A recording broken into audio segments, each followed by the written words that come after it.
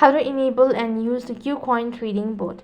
Hi everyone, welcome back to another episode. In this video, I'll be showing you the ways to enable and use the Kucoin trading bot. So to enable and use the Kucoin trading bot, you just have to follow the steps.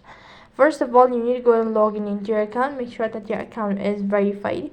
And when you're logged into your account, that is going to take you to the home page, which is going to look something like this.